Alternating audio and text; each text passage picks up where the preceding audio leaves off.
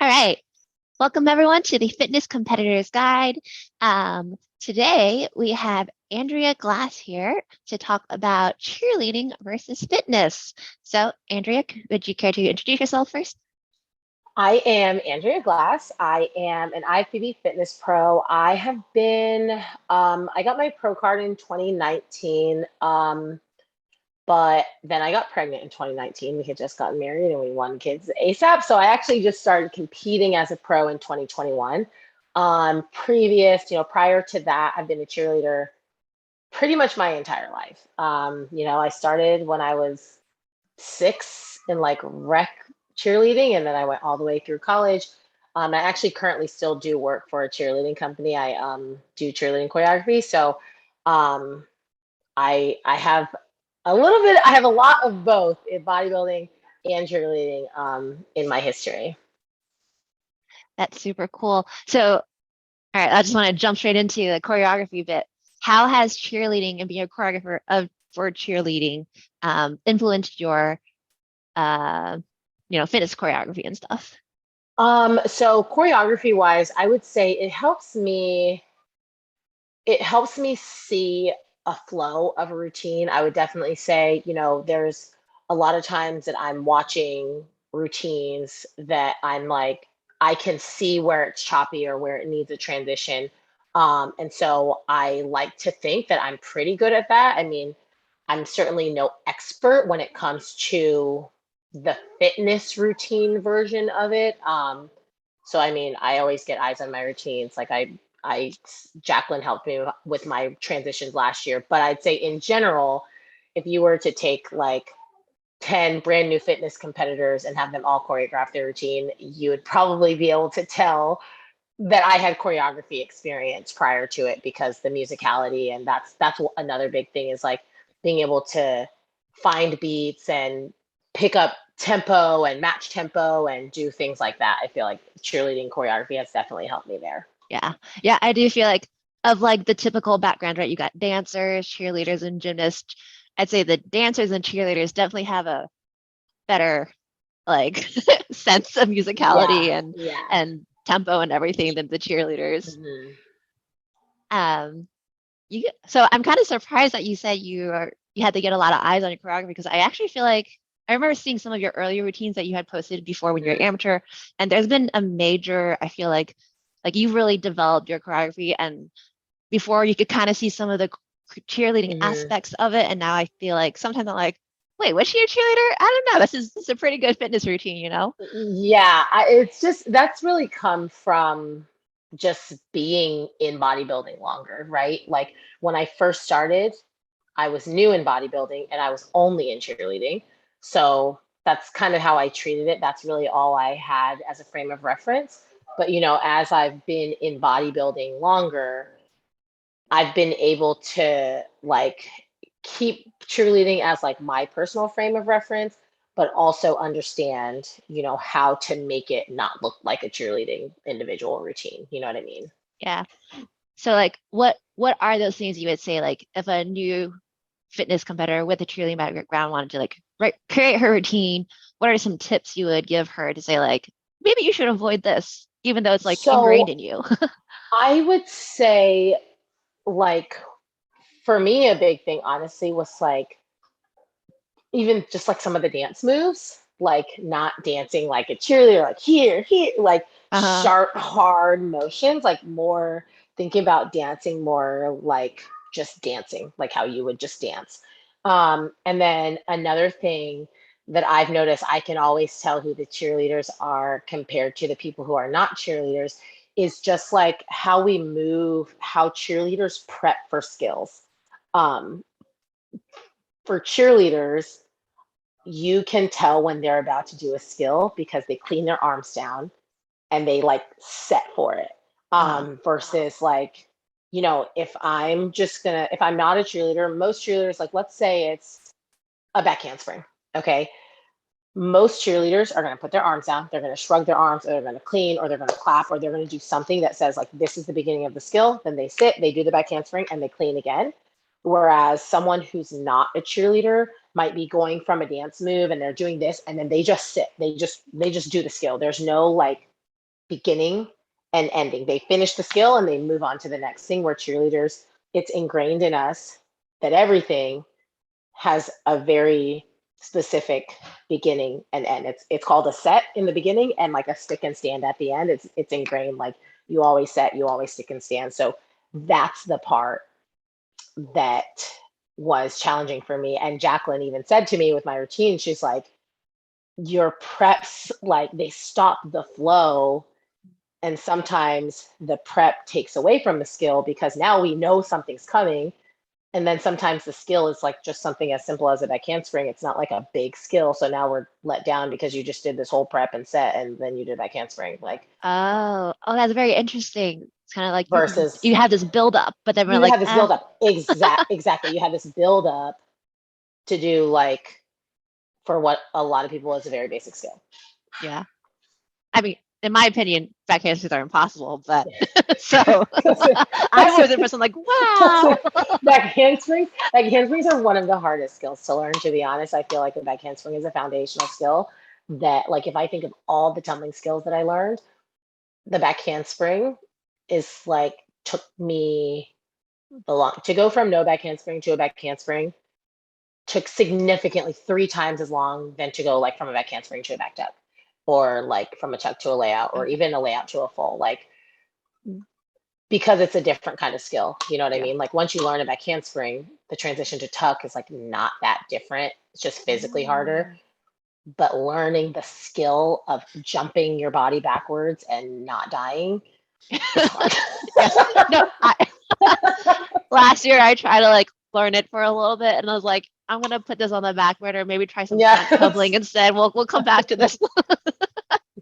It's very hard. I like try to remind people like jumping backwards and like landing on your hands like is scary. Yeah. Yeah. Yeah. So yes, for people who have back handsprings, it's basic, but it's not basic at all. Yeah. Um, so so obviously you have a bunch of cheerleading skills that do cross over and help you in your fitness routine. Mhm. So when you started though, then what were the skills, like the fitness skills that you had to really focus on and like build up to catch up to your other skills? So, and I'm still all of the handstanding skills. I am not a great handstand person. Like, I feel like when you look at people who came from cheerleading, people who came from dance, people who came from gymnastics, you can spot the gymnast right away, right? Because they do like all these, Abby Bolton can do like any Oh handstand yeah. skill in the world, right? You're like, oh, She only you lives on were her a high hands. level, right? Yeah. Like you were a high level gymnast. Those are the skills, like the handstands, any of those holds, like all of those are the things that I have to like dedicate a lot of time and effort to. Um, and you'll even see if you watch a lot of my routines, those skills come early in my routines because they're also skills that I struggle to do tired. Yeah. So it's like if you look at like my last 3 routines that I've performed, the very first skill I did was a handstand like press down, because that Mhm. if I don't do it in the first 7 seconds, it's not getting done.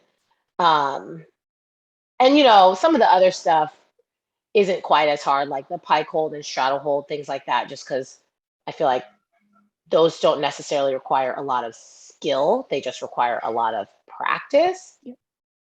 It's the things that you're like, I have to learn how to do this. Like, especially any handstanding skill. That's the short answer. All the handstands. At least they're not Handstands. mandatory. Yeah, I know. Thank goodness. They keep telling me to do more. They're like, we need to see more strength holds. I'm like, Sandy, how many more strength holds? I don't have any more strength holds. What do you mean? There are no more. So yeah, all the strength holds, like any of the vertical or like horizontal prone position holds, are the things that I really, really have to focus hard on. Yeah. So then for your like fitness practice stuff, do you spend more time on those kind of skills? I spend a lot of time on those. So I do currently, it's like been my thing. Like, you need to get on your hands every single day during Mm. this improvement season. Even if it's just like I just kick up and do one little stag hold and then move on with my day. Now, I typically do more than that, but sometimes it's like the end of the day. I'm like, oh, I didn't do a handstand, like just to make sure I get upside down. Um, that's the main thing because I lose that very quickly. Like I can get it and I'll feel very strong at it, but if I go 2 weeks without getting upside down, that skill will be gone. Um, and then I haven't really been focusing enough on it, but I also do a lot of like push up combinations, and that's really just more an endurance thing.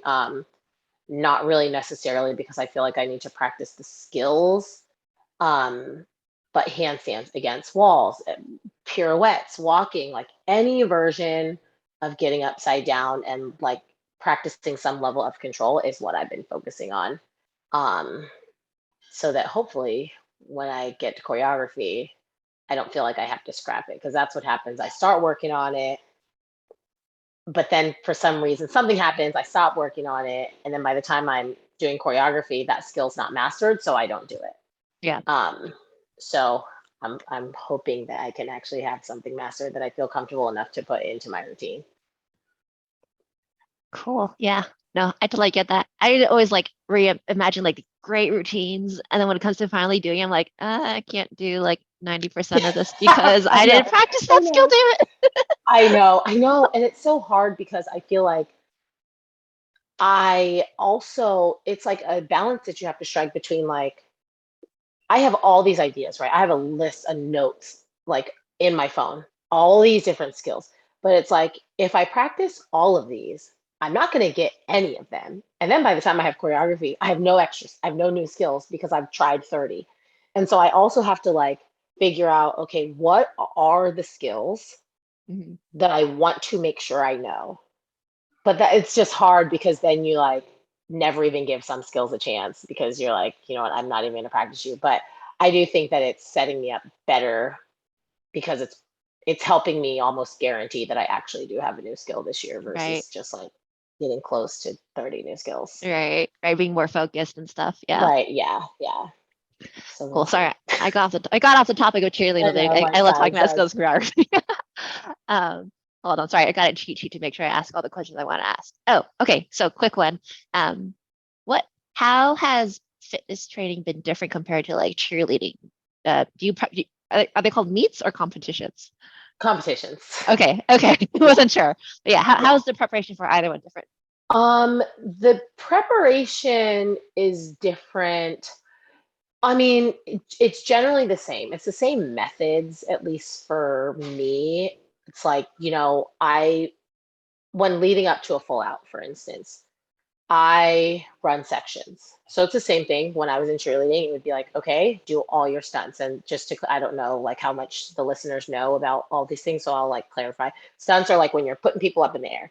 Um, so we'll run all stunts. Everything that's a stunt, do it this time. So obviously anything that's not a stunt, you're resting, you're just marking. Then okay, all tumbling. Anytime you flip upside down, do it. But anytime there's a stunt, you can rest.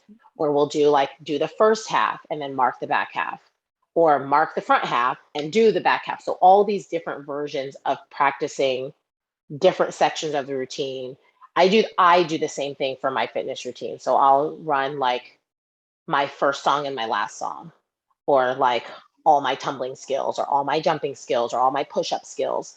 And I kind of just piece them together. Okay, I'm going to do the first half and then I'm going to mark it. Okay, I'm going to mark and then I'm going to do the second half. For my routine this year, there was a section of the routine that was just kicking my ass. Like it was in the middle of the routine, like dead middle.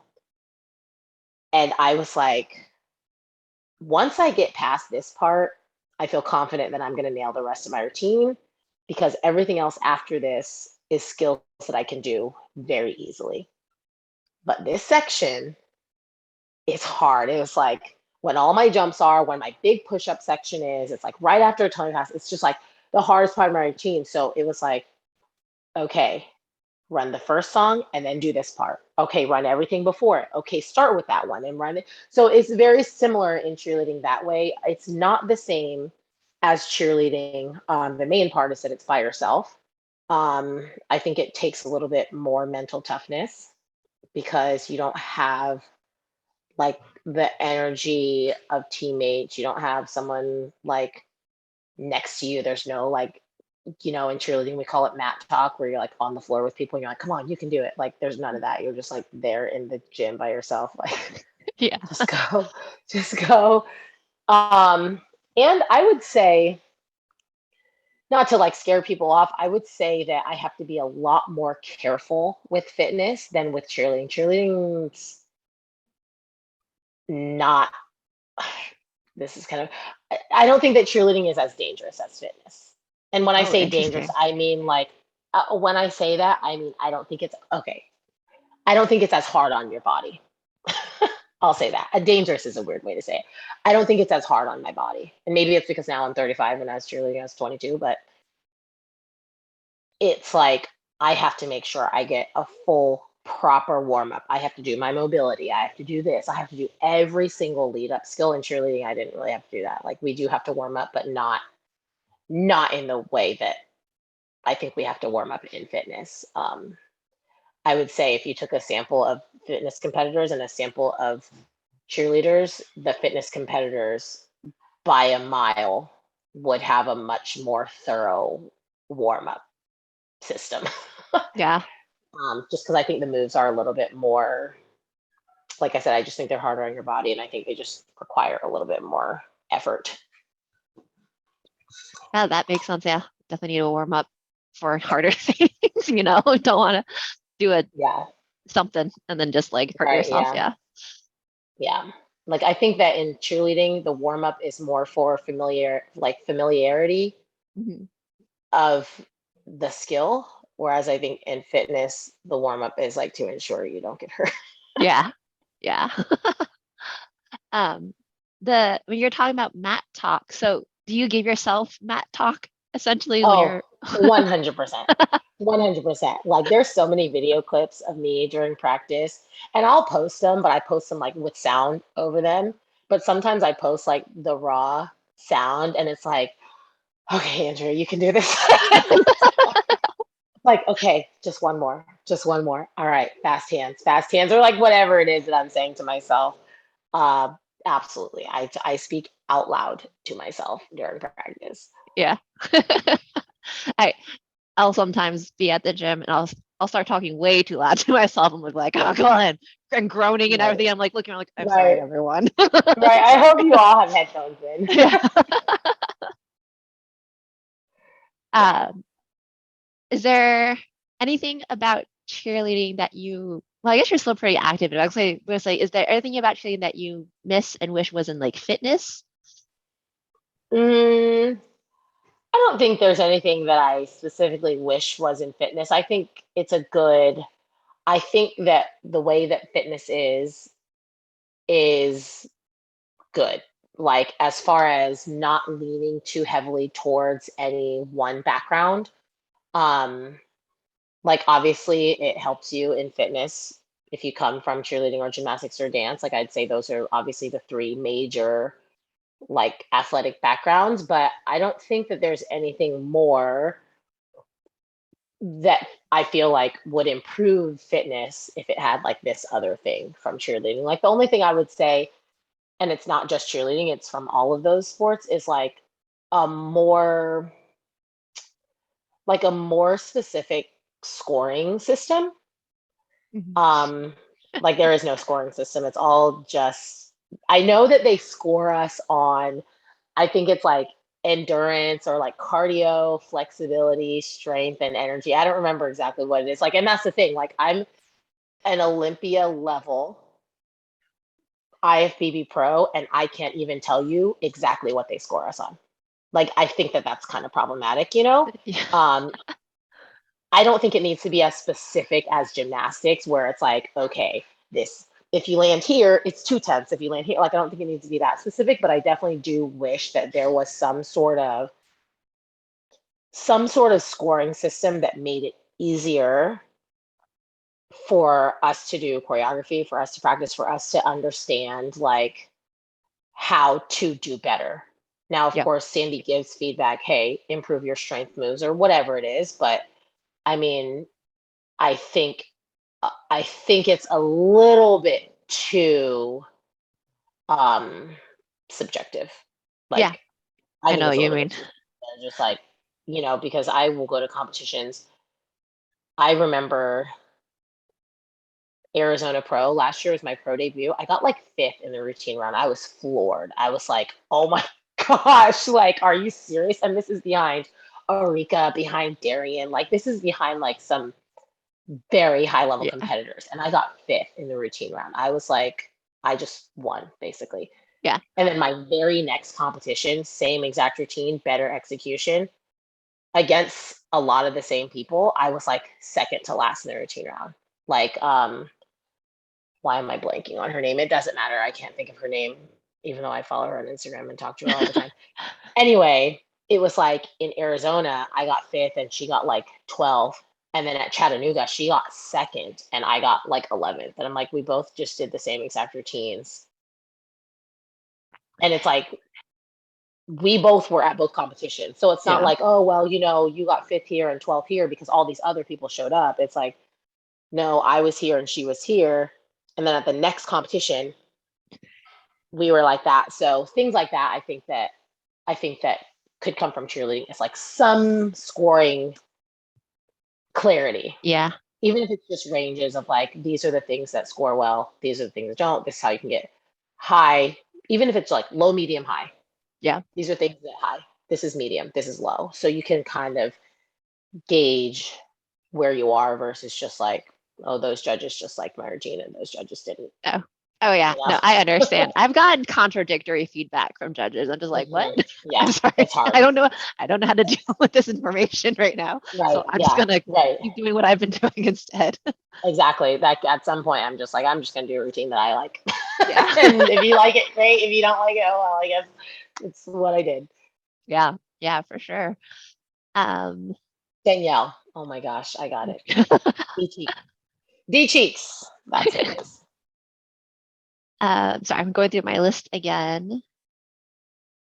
So, okay, you had mentioned like the setting is like something that's a very clear cheerleading thing. Mhm. Is there any other feedback you have received that you realize like, oh, that's maybe a cheerleading thing. I need to like pull back. Um, Not from judges, but I do know when I had Jacqueline look at my routine last year, she had mentioned, and this makes total sense for her coming from a dance background. She had mentioned that my routine was very like vertical and horizontal. Like she's like, you move this way and you move this way, like you're just moving in a cross on the floor. And I think a lot of that has to do with cheerleading. Like everything is very like we try to like keep things like perpendicular. Like we don't like to Mm, have like a ton of just like random movements. Whereas in dance, it's all about using the whole floor and doing this and like. So she was like saying it's it's just very. She didn't say stiff, but that's kind of what it was. Like it's very predictable in your movement patterns. And I think that definitely comes from cheerleading.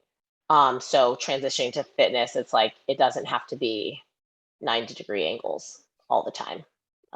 Because cheerleading is very like sharp, sharp lines, sharp angles, yeah. even, with your body, but also with your movement patterns. So that's something that I have to improve. I'm not sure. I would think we kind of touched on this, but just to go into a little more. So those are things we need to work on that cheerleading has sort of like influenced in you and your fitness. What are then aspects of cheerleading you can bring in that you can really like leverage? Well, obviously, like the tumbling skills, but I would say the number one thing that I think that helps me in fitness from cheerleading is just the performance level. Um, like being able to engage with the crowd and like look like I'm having fun and not look nervous even if I am, like I think the performance aspect and commanding the crowd is something that I think that I'm good at. That I think came directly from cheerleading. Um, there's not really, at least like I said, at least in my opinion, when I watch my routines, I don't think that I ever look nervous, um, even if I am very nervous. You definitely look confident. Like I can even feel the confidence through the video sometimes. I'm like, oh yeah, yeah, she's good. Yeah, I think that definitely comes from cheerleading is like when you're on the stage, like you're performing. And then if you want to be nervous or tired or any other thing, that can happen when you're done. So then for someone who doesn't have a performance background, what are some general tips you can give them to like be a good performer? Like what's something that can yeah. What are tips you'd have? So the first thing I would say, like a practical tip, is to practice in public as much as you can. It is very distracting at first because even when I'm practicing, I'm like, I want to be in an empty room. Like, I don't want you over there doing abs while I'm trying to practice because it's distracting to me. But once you're like done, because for me, that's really just when I'm trying to learn things and practice things. When it comes to performing, I almost would prefer there be other people around and other people watching me because it helps dissipate that. Like the first time I perform my routine should not be on stage. I should have performed, not just run the routine, right? Doing the routine and performing the routine are different. So you should perform your routine before you get on stage. Because that helps you, like I said, that helps you kind of learn how to manage those nerves. And then the other thing is even when you're by yourself, perform.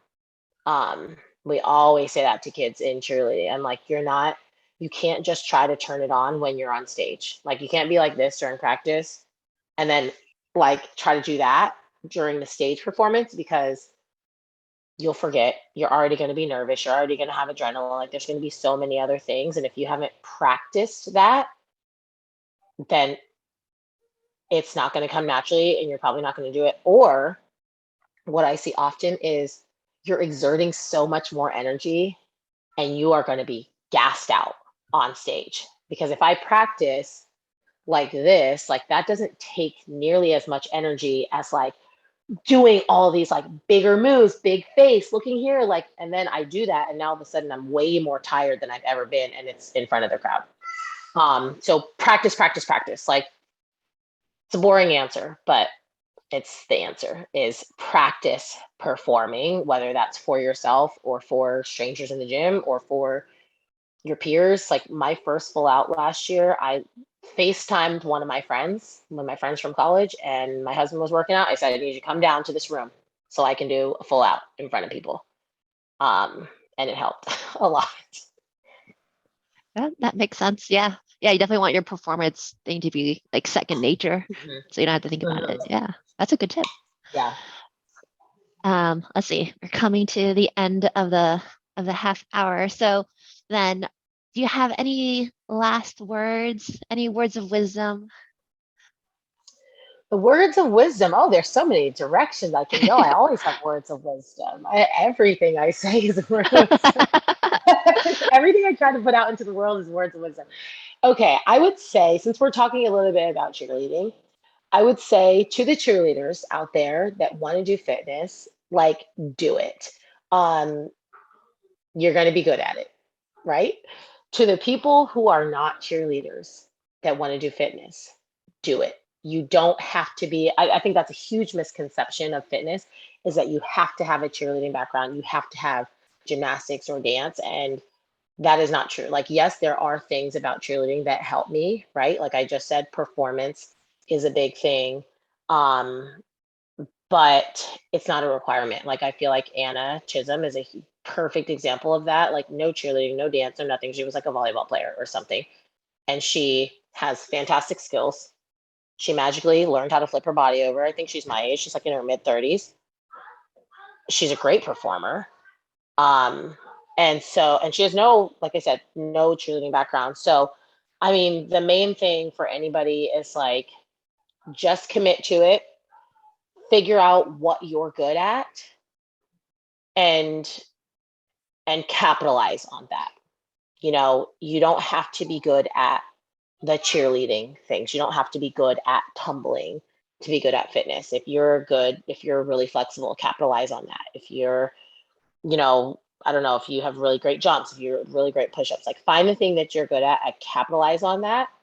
And as you grow into bodybuilding, start worrying about those other things. I capitalized on my cheerleading skills early on.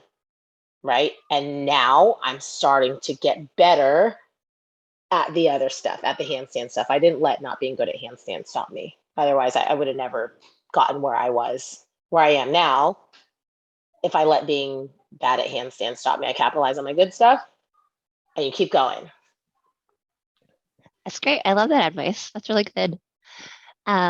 If people wanted to reach out to you, get help from you, where and how should they do that?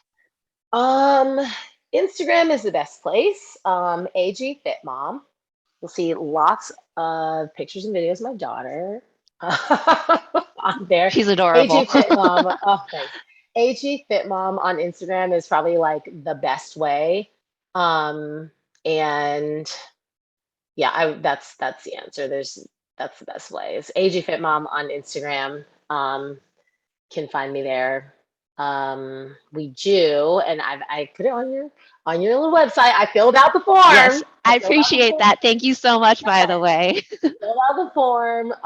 I do fitness choreography, um, and my husband does coach. My husband is my coach, so he does like all of my like, bodybuilding part of it. Um, and then, like I said, I do choreography. I'm getting Whitney to do my choreography this year, though. I'm very nervous. I'm nervous to be like, I don't know. She's Whitney Jones. So anyway, but if Whitney Jones isn't in your price range, AG Fit Mom is. That's my plug. That's great. But yeah, or if you just need, like I said, if you need some words of wisdom, I always got a message laced on Instagram with whatever I'm posting. There's always a message laced in. So if you just you need some tough love, you need someone to inspire you or push you, scroll through my Instagram. I got some good stuff in there. Cool. All right. Well, thank you again, Andrea, for your time, and Of course. I'll chat with you soon. All right. Thank you. Thanks for watching this video. If you enjoyed it, please like, share, and subscribe so that you can be notified of more upcoming videos. Bye, everyone.